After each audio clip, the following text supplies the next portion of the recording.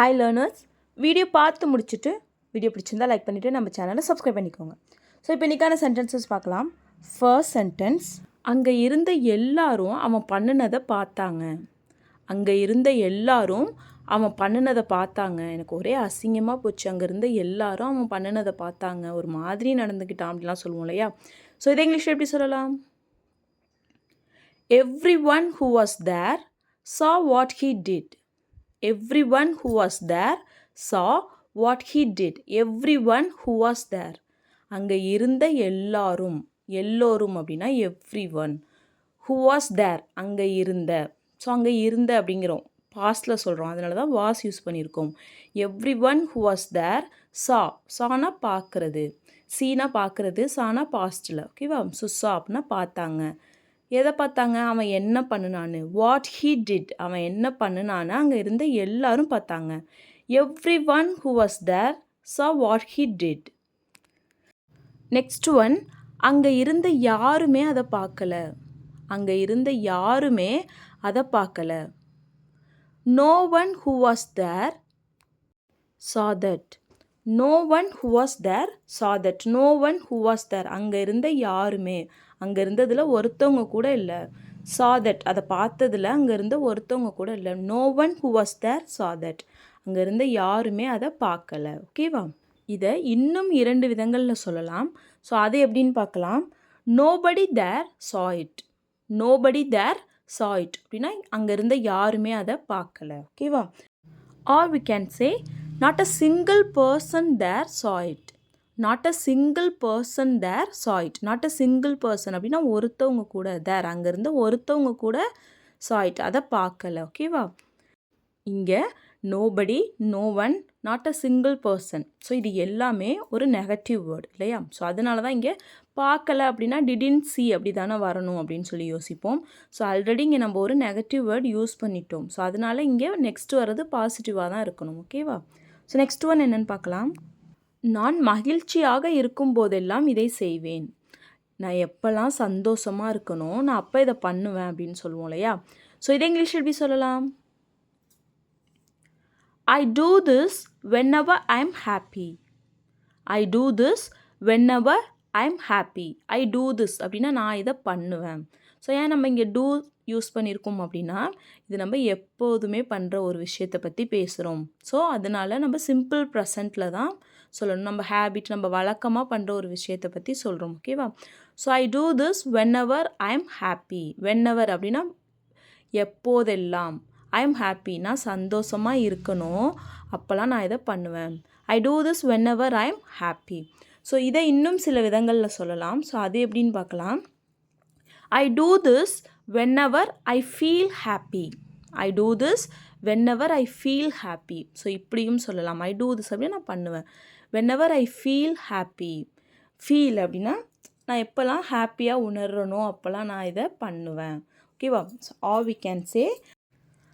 or we can say I do this every time I'm happy. I do this every time அப்படின்னா நான் எப்போதுமே பண்ணுவேன். எப்போ I'm happy, நான் ஹாப்பியாக சந்தோஷமாக இருக்கும்போது எப்போதுமே நான் இதை பண்ணுவேன். or we can say I always do this when I'm happy. I always do this when I'm happy. I always do this அப்படின்னா நான் எப்போவுமே பண்ணுவேன். when I'm happy, நான் சந்தோஷமாக இருக்கும்போது நான் எப்போதுமே இதை பண்ணுவேன். ஓகேவா? ஸோ இது மாதிரி இத்தனை விதங்களில் நம்ம இந்த ஒரு சென்டென்ஸ், இந்த ஒரு விஷயத்தை நம்ம எக்ஸ்ப்ரெஸ் பண்ணலாம். ஓகேவா? ஸோ நெக்ஸ்ட் ஒன் என்னென்னு பார்க்கலாம். நீ எப்போதுமே மகிழ்ச்சியாக இருக்கும்போது இதை செய்வாயா? ஸோ நீ மகிழ்ச்சியாக இருக்கும்போது, நீ சந்தோஷமாக இருக்கும்போது எப்போதுமே இதை பண்ணுவியா அப்படின்னு சொல்லி கேட்போம் இல்லையா? ஸோ இதை இங்கிலீஷ் எப்படி கேட்கலாம்? Do you always do this when you are happy? Do you always do this when you are happy? Do you always do this? நீ எப்போதுமே இதை பண்ணுவியா? when you are happy, நீ சந்தோஷமாக இருக்கும்போது நீ எப்போதுமே இதை பண்ணுவியா? ஓகேவா? நெக்ஸ்ட் ஒன், நான் கவலையாக இருக்கும்போது சாப்பிட மாட்டேன். நான் எப்போயாச்சும் எனக்கு கவலையாக இருந்துச்சுன்னா எனக்கு சாப்பிட பிடிக்காது, நான் சாப்பிட மாட்டேன், எனக்கு கவலையாக இருக்கிறப்ப நான் சாப்பிட மாட்டேன் அப்படின்னு சொல்லுவோம் இல்லையா? ஸோ இதை இங்கிலீஷ் எப்படி சொல்லலாம்? I don't eat when I'm sad. I don't eat when I'm sad. I don't eat அப்படின்னா நான் சாப்பிட மாட்டேன். when I'm sad நான் கவலையில் இருக்கும்போது, when I feel sad நான் கவலையாக, ரெண்டுக்குமே சேம் மீனிங் தான். நான் கவலையாக உணரும்போது I don't eat நான் சாப்பிட மாட்டேன். ஓகேவா? நீ கவலையில் இருந்தாலும் சரியான நேரத்திற்கு சாப்பிட வேண்டும். நீ கவலையிலேயே இருந்தாலும் நீ சரியான நேரத்துக்கு எப்பயுமே சாப்பிட்றணும் அப்படின்லாம் சொல்லுவோம் இல்லையா? ஸோ இதை இங்கிலீஷ் எப்படி சொல்லலாம்? You should eat on time even if you are sad. You should eat on time even if you are sad. You should eat on time. நீ கரெக்டான டைமுக்கு சாப்பிடணும். Even if you are sad நீ கவலையாக இருந்தாலும் நீ கரெக்டான டைமுக்கு சாப்பிடணும். You should eat on time even if you are sad. ஓகேவா? ஸோ நெக்ஸ்ட் ஒன், இந்த நேரத்துக்கு யாருமே சாப்பிட மாட்டாங்க. இந்த நேரத்துக்கு யாருமே சாப்பிட மாட்டாங்க அப்படின்னு சொல்லுவோம் இல்லையா? ஸோ இதை இங்கிலீஷ் எப்படி சொல்லலான்னு கமெண்ட் பண்ணுங்கள். ஓகேவா? ஸோ இப்போ நெக்ஸ்ட் ஒன் என்னென்னு பார்க்கலாம். அவ என்ன சொல்கிறான்னு கவனி. அவ என்ன சொல்கிறான்னு காது கொடுத்து கேளு. அவ என்ன சொல்கிறான்னு கவனி அப்படிலாம் சொல்லுவோம் இல்லையா? ஸோ இதை இங்கிலீஷ் எப்படி சொல்லலாம்? Listen to what she chase. Listen to what she chase. Listen அப்படின்னா கவனி, கேளு. ஓகேவா? கவனி. எதுக்கு? To what she chase. அவள் என்ன சொல்கிறான்னு கவனி. அவள் என்ன சொல்கிறாளோ அதை கேளு. Listen to what she chase. அவள் சொல்கிறத கேளு. ஓகேவா? இதுவே அவள் சொன்னதை தான் நான் செஞ்சேன். அவள் சொன்னதை தான் நான் செஞ்சேன். இதை இங்கிலீஷ் எப்படி சொல்லலாம்? I did what she said. I did what she said. I did அப்படின்னா நான் செஞ்சேன். What she said அவள் என்ன சொன்னாலோ அதை தான் நான் செஞ்சேன். I did what she said. ஓகேவா? ஸோ நெக்ஸ்ட் ஒன், அப்போதெல்லாம் நான் எவ்வளவு மகிழ்ச்சியாக இருந்தேன். ஸோ இப்போ நம்ம சொல்லுவோம்ல, ஏதோ பழைய விஷயங்களில் பற்றிலாம் பேசிட்டு அப்போல்லாம் நான் எவ்வளோ சந்தோஷமாக இருந்தேன் அப்படின்லாம் சொல்லுவோம் இல்லையா? ஸோ இதை இங்கிலீஷ் எப்படி சொல்லலாம்? How happy I was then. How happy I was then. How happy அப்படின்னா எவ்வளவு மகிழ்ச்சியாக. I was நான் இருந்தேன். Then அப்படின்னா அப்போ நான் எவ்வளோ சந்தோஷமாக இருந்தேன். How happy I was then அப்படின்னு சொல்லிட்டு நம்ம எக்ஸ்க்ளமேட்ரி சிம்பிள் யூஸ் பண்ணணும். அதாவது ஆச்சரியக்குடி யூஸ் பண்ணுவோம் இல்லையா? ஸோ அதை யூஸ் பண்ணணும். How happy I was then. நான் எவ்வளோ சந்தோஷமாக இருந்தேன் அப்போது அப்படின்னு சொல்லுவோம் இல்லையா? ஸோ அதுக்கு. ஓகேவா? ஸோ நெக்ஸ்ட் ஒன் என்னென்னு பார்க்கலாம். அது உனக்கு அவ்வளவு சுலபம் இல்லை. அது உனக்கு அவ்வளோ ஈஸி இல்லை. நீ ஈஸியாக சொல்கிற, ஆனால் அது அவ்வளோ சுலபம் இல்லை. அதை செய்கிறது ரொம்ப கஷ்டம் அப்படிலாம் சொல்லுவோம் இல்லையா? ஸோ அதை இங்கிலீஷ் எப்படி சொல்லலாம்? That is not that easy for you. That is not that easy for you. That is not that easy அப்படின்னா அது அவ்வளோ ஈஸி இல்லை, அவ்வளோ சுலபம் இல்லை. for you உனக்கு அது அவ்வளவு சுலபம் இல்லை. That is not that easy for you. So next one என்னென்னு பார்க்கலாம். எனக்கு ரொம்பவே கோபம் வரும். எனக்கு ரொம்பவே கோபம் வரும். இதை இங்கிலீஷ் எப்படி சொல்லலாம்? I am very short tempered. I am very short tempered. short tempered அப்படின்னா கோபம் வர்றது. ஓகேவா? ஸோ கோபப்படுவாங்க இல்லையா? அடிக்கடி டக்குன்னு கோபப்படுவாங்க இல்லையா? ஸோ அவங்கள தான் ஷார்ட் டெம்பர்ட் அப்படின்னு சொல்லுவோம்.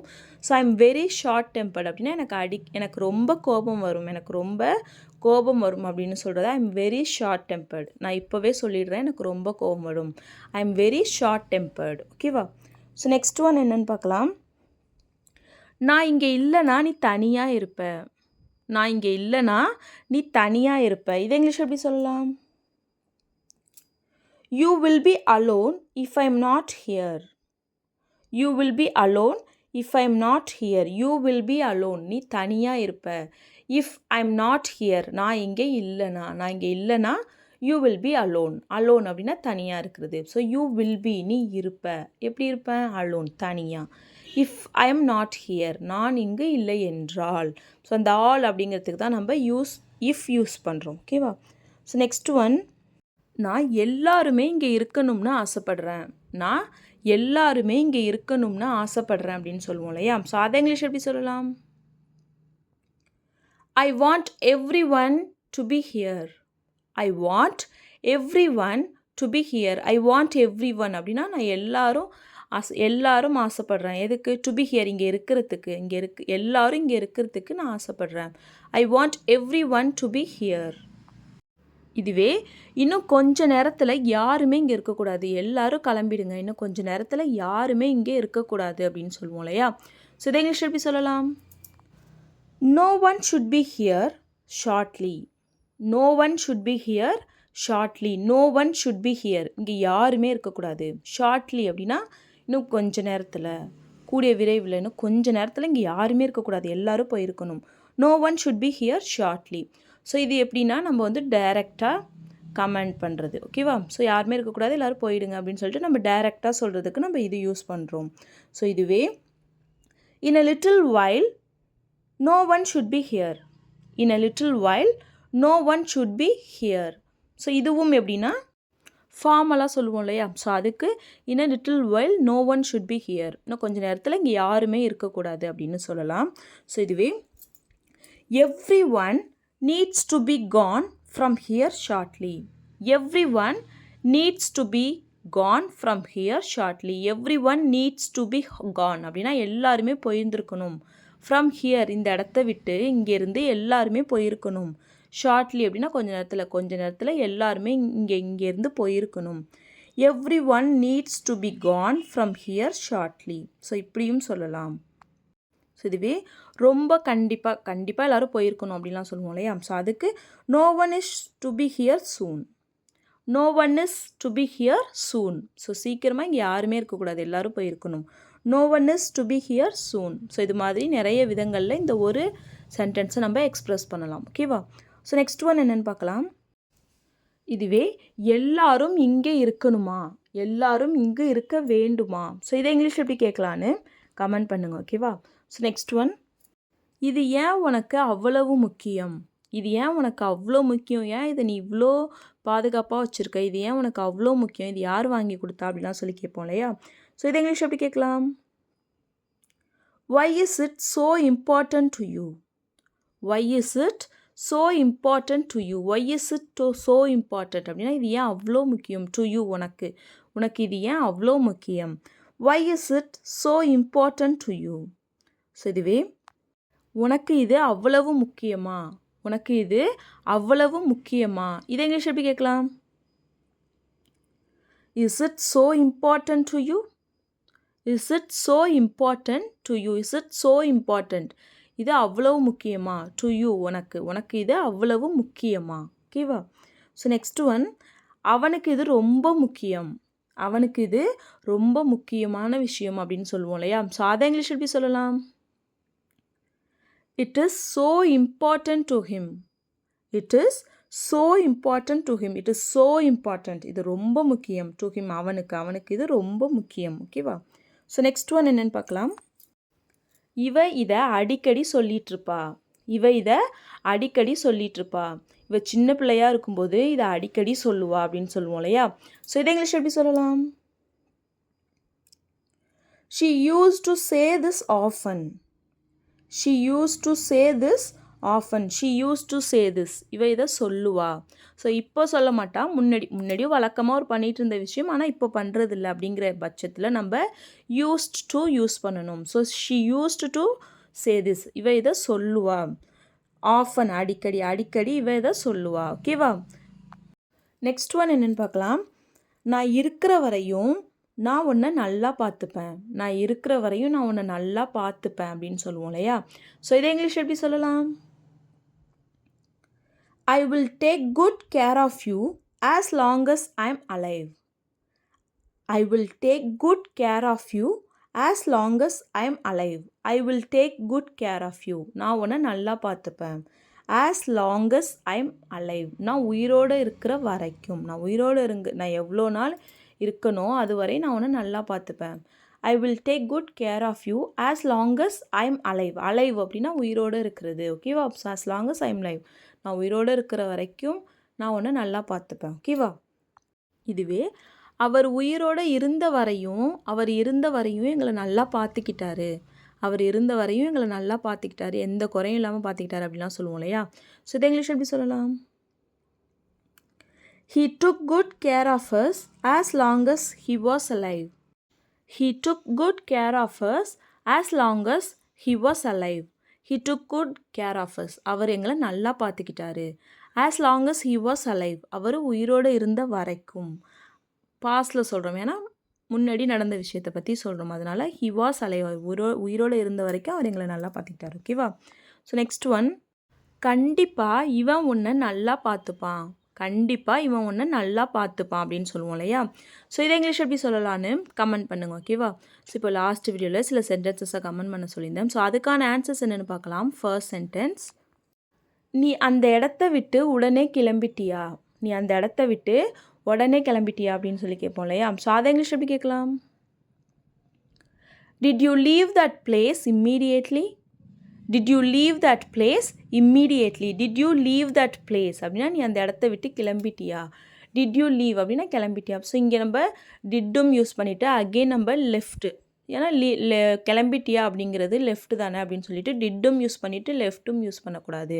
ஓகேவா? ஸோ நம்ம ஆல்ரெடி டூவை டிட்டாக சேஞ்ச் பண்ணிட்டோம் பாஸ்ட் டென்ஸ்க்கு, அதனால லீவ் தான் யூஸ் பண்ணணும். Did you leave that place immediately? நீ இந்த இடத்த விட்டு உடனே கிளம்பிட்டியா? ஓகேவா?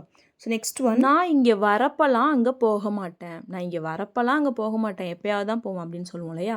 ஸோ அதை இங்கிலீஷ் எப்படி சொல்லலாம்? I don't go there whenever I come here. I don't go there, நான் அங்கே போக மாட்டேன். whenever ஐ கம் ஹியர், நான் எப்போல்லாம் இங்கே வரணும் அப்போல்லாம் அங்கே போக மாட்டேன். I don't go there whenever I come here. So next one, நீ கண்டிப்பாக அவங்க சொல்கிறத கேட்கணும். நீ கண்டிப்பாக அவங்க சொல்கிறத கேட்கணும் அப்படின்னு சொல்லுவோம் இல்லையா? ஸோ அதை இங்கிலீஷ் எப்படி சொல்லலாம்? You must listen to them. You must listen to them. ஓகேவா? So that's all friends. Video பிடிச்சிருந்தா லைக் பண்ணுங்கள், ஷேர் பண்ணுங்கள், கமெண்ட் பண்ணுங்கள். மறக்காமல் நம்ம சேனலை சப்ஸ்கிரைப் பண்ணிக்கோங்க. தேங்க்ஸ் ஃபார் வாட்சிங் கைஸ். Happy learning.